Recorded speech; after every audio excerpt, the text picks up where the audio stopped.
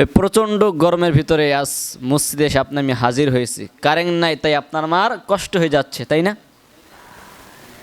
Current নাই দেখে আজ আপনার আমার কষ্ট হয়ে যায়, ঘামিয়ে যাচ্ছি, শরীর অসুস্থ হয়ে যায়, কেমন যেন অস্থির অস্থির লাগে। দুনিয়াতে কারেন্ট না থাকার কারণে আপনি কারেন্টওয়ালারে দায়িত্বশীল আছে তাদেরকে গালাগালি করেন, এবং যদি ফ্যান নষ্ট হয়ে যায় তো ফ্যানের উপরে আপনার রাগ ভাঙ্গেন।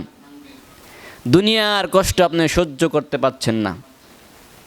আপনি যদি বড়লোক হন তাহলে আপনি গেলেন আইপিএস নিয়ে ভরেন, আনেন না? কিসের জন্য? ঠান্ডা হওয়ার জন্য, শরীরটা একদিন ঘাম না আসে। আর যারা মধ্যবিত্ত আছে তারা 3-4 বেলা না খেয়ে, 2-3 দিন না খেয়ে তবুও তারা গিয়ে আইপিএস নিয়ে আসে, যাতে করে গরম যেন আমাদের না পায়।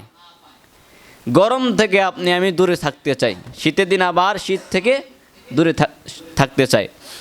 কিন্তু আপনি যখন দুনিয়া থেকে বিদায় হয়ে যাবেন তখন দুনিয়ার মানুষ আপনাকে নিষ্ঠুর হয়ে আপনার কবরে একটু ফাঁকাও রাখবে না। কি রাখবে না? কবরে একটু ফাঁকাও রাখবে না। যদি একটু ফাঁকা থাকে তাহলে বলবে ওখানে মাটি দে, ওখান দিয়ে পলিথিন দিয়ে কি ঢেকে দে, বাঁশের চার, বাঁশের লাঠি দিয়ে আটকিয়ে দে, যাতে করে একটু ফাঁকা না পায়। মারা যাওয়ার সাথে সাথে দুনিয়ার মানুষ যেন একটু আলো বাতাস যেন না পায়, তারা সেটাও বন্ধ করে দেয়। সেই অন্ধকার কবরে আপনি আমি কীভাবে থাকবো, যেখানে থাকবে না, কিচ্ছুই থাকবে না, আত্মীয় স্বজন, পাড়াবসী, বাতাস, ঠান্ডা কিচ্ছুই থাকবে না। মাটির ভেতরে এমনও কিছু আছে যেগুলো মানুষের হাড় খায়, মানুষের হাড্ডি খায়, মানুষের গোস্তগুলো খায়, ওইগুলো মাটির ভিতরেই থাকে। তো অন্ধকার কবরে একটু ভয় করেন, অন্ধকার কবরে আপনি কিভাবে থাকবেন একটু চিন্তা করেন। এই দুনিয়ার গরম কিচ্ছুই না, এই দুনিয়ার গরম, রোদের তাপ কিচ্ছুই না। যেদিন আপনার সূর্যটা উল্টা দিক, এখন তো উল্টা দিক, যখন ভাঁজ দিক আসবে আপনার সোহাত মাথার উপরে থাকবে, ওই গরম আপনি কীভাবে সহ্য করবেন? 9 কোটি মাইল দূরে সূর্য, তাবু আর উল্টা, তাও আপনি আমি সহ্য করতে পারছি না। যখন আপনার আমার মাথার উপর থাকবে সূর্য, তখন আপনি আমি কীভাবে সহ্য করব?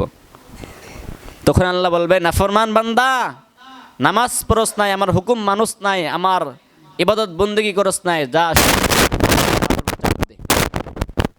তখন আপনার মগজগুলো, ভাতের মার্গ আছে না, ভাত যেমন আপনার বলক পারে, এক পর্যায়ে বলক পাততে পারতে ভাত উঠে যায়, ভাত আপনার চুলা থেকে, পাতিল থেকে নিচে পড়ে যায়।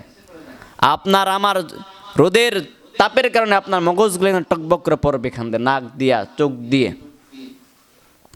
ওই দিন একটু চিন্তা করেন, ওই দিন আপনার আমার কী হবে? এখন তো আপনি আমি নামাজ পড়ি না, কিচ্ছুই করি না। যেইভাবে দুনিয়াতে মানুষ কিচ্ছুই বলে না, পরীক্ষার হলে যাইয়া পরীক্ষা দাও, ফলাফল কি আসে। এর আগে স্যাররা কিচ্ছু বলবে না, স্যারা বলতেছে ভাই নামাজ পড়ো পড়ো পড়ো পড়ো, পড়ালেখা করো, পাশ করো। আপনি কথা চিন্তা, পড়ালেখা করে কে? এ স্যার সব ভুয়া কথা কয়। যখন পরীক্ষার ফলাফল বের হয় তখন বোঝা যায়, তখন সমাজে মানুষ আপনাকে কি বলবে, আপনার মা কি বলবে, আপনার মা সমাজে বুক কীভাবে দেখাবে যদি ফেল করি। চিন্তা করি না? যদি পড়তাম ভালোভাবে তাহলে পাশ করতাম।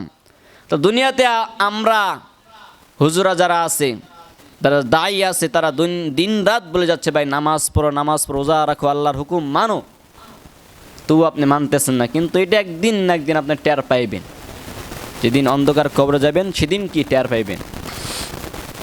যাই হোক, আজ আলোচনায় দিকে না, আলোচনা ছিল আপনার ইব্রাহিম আলাইহিস সালামের জামানা, ঠিক মনে আছে তো?